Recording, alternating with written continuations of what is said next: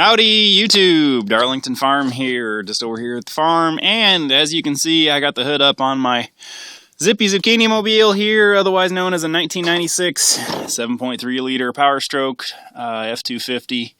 Anyway, so I thought I would take you here on oil change and fuel filter replacement. I can kind of start off here with the fuel filter. This right down here in the center of the engine is your fuel filter. Now this looks a little different than the stock one. I use the Napa ones, and of course now that I'm doing this on camera here, I need a tool to get that off. Usually these Napa ones here just come in and screw in and out really easily without having to use a tool. Here is what they look like. Number is 3817, and they just pop in and out really easily.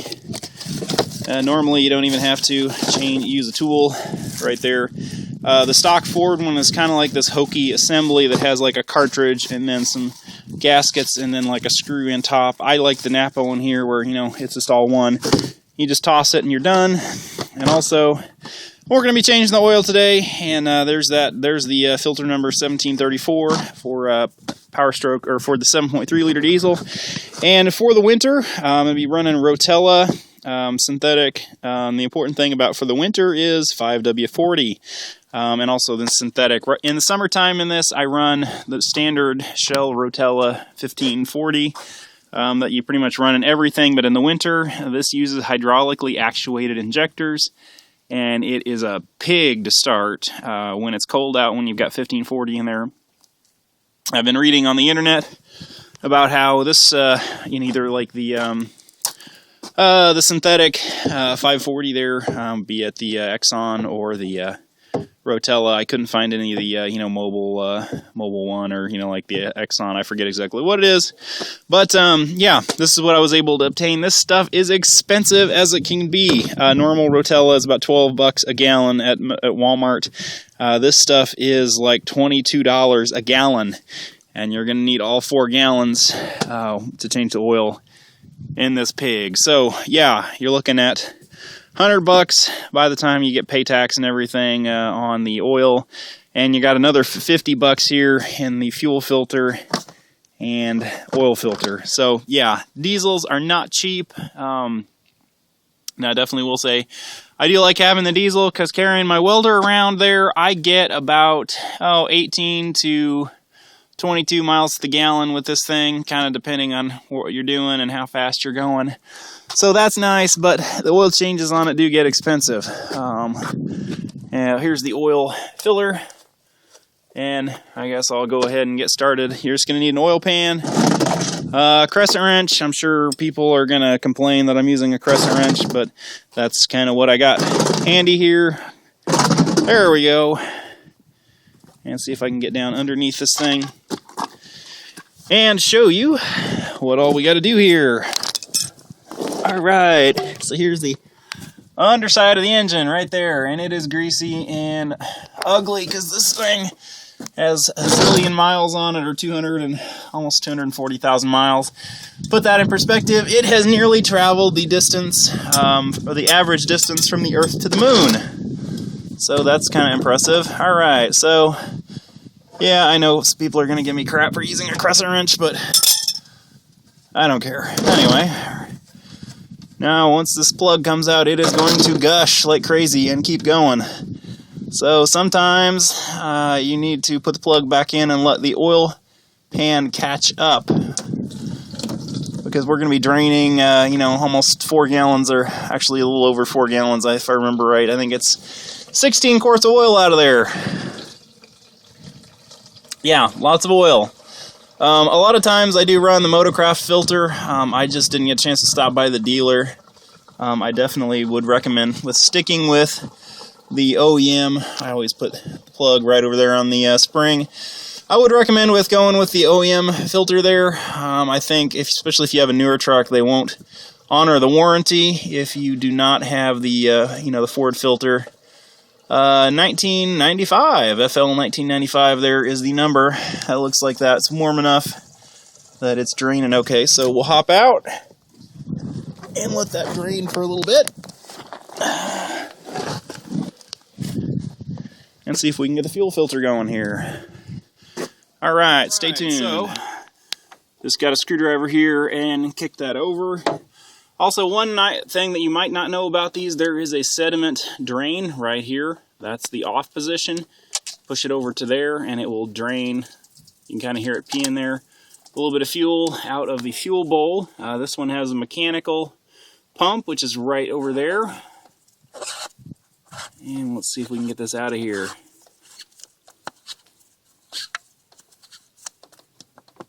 Almost.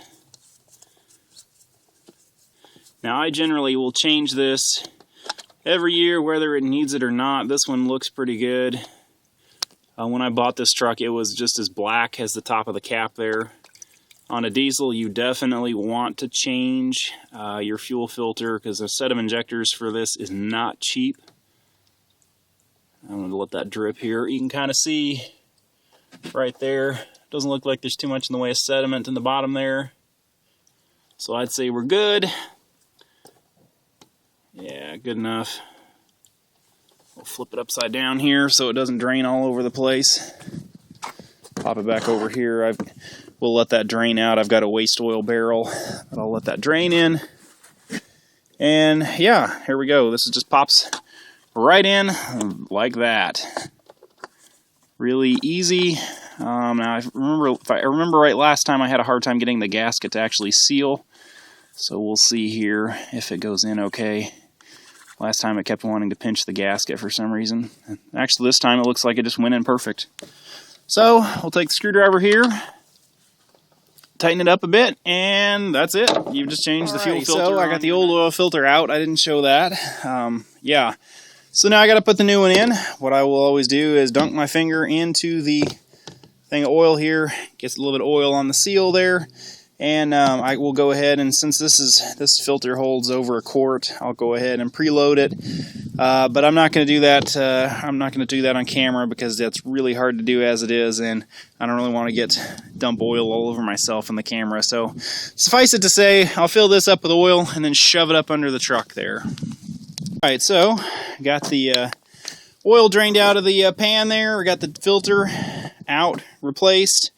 And ordinarily now would be time to go ahead and start putting new oil in this. However, on the older Powerstrokes like this, you have the high pressure oil pump right here, and there is another quart or two of oil that you need to pull out of the high pressure oil pump through that little spot right there. The way this works is, at least for the injectors goes, you've got two, or rather the way this engine works, you've got two oil pumps. You've got the low pressure oil pump, which is the oil pump for, you know, the bearings and the normal engine wear or engine parts. And then you have this bad boy on the front of the truck here that's the high pressure oil pump. And what that does is that supplies high pressure oil through some rails in the block, and they run through that hose. And then there's another hose over there at, I think it's like 300 to 600 psi, somewhere around in there. And it just puts positive pressure on the injectors there, and it doesn't really circulate that oil. So what you need to do is pull the oil out of here. Now I built myself a little sucker.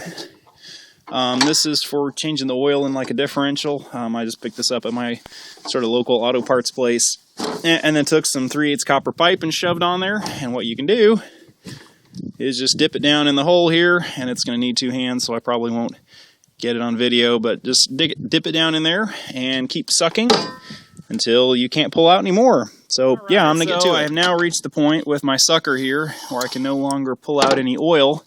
It's taken about maybe like 6 tries or so there to get that out of there, but that's one thing to keep in mind when you're changing the oil on these, is you do need to remove that, especially like in this case where I'm trying to get the thicker, heavier 1540 out of there and put in the synthetic because I'm having a hard time starting this thing when it's cold out. It does not like to start unless you plug it in.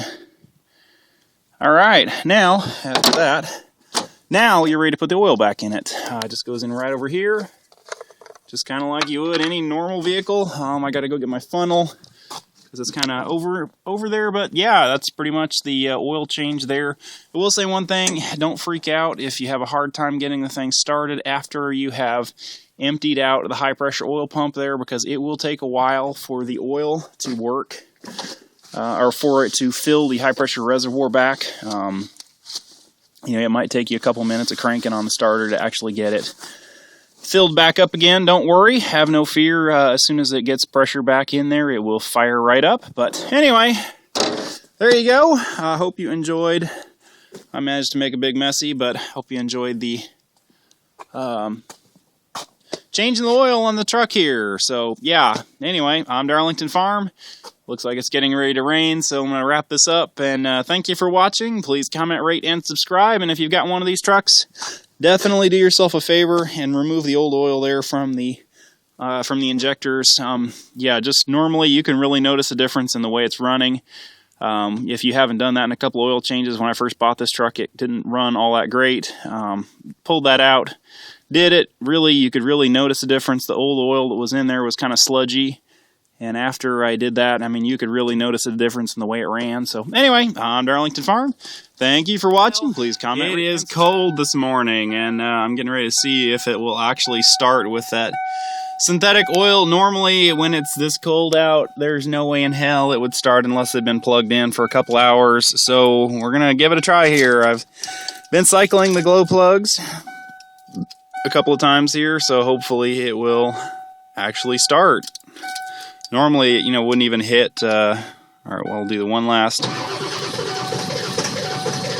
Holy crap, wow. That's more than it usually would do. Maybe. We might actually get it started here without the block heater this morning.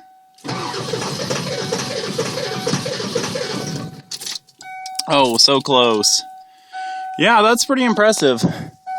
I'll let you see some of the smoke here.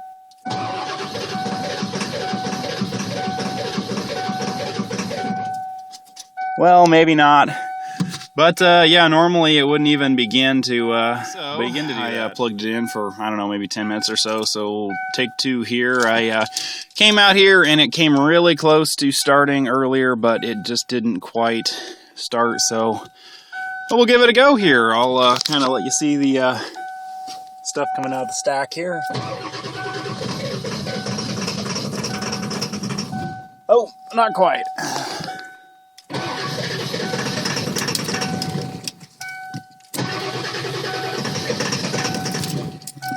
Boy, it just does not like starting in the cold.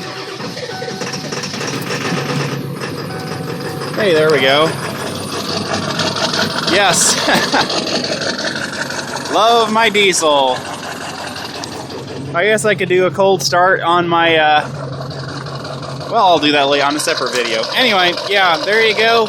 Definitely got to say I love the synthetic oil. Normally, I would have to have the truck plugged in for probably an hour or so before it would start when it's like this, so definitely Shell Rotella 540 synthetic seems to work.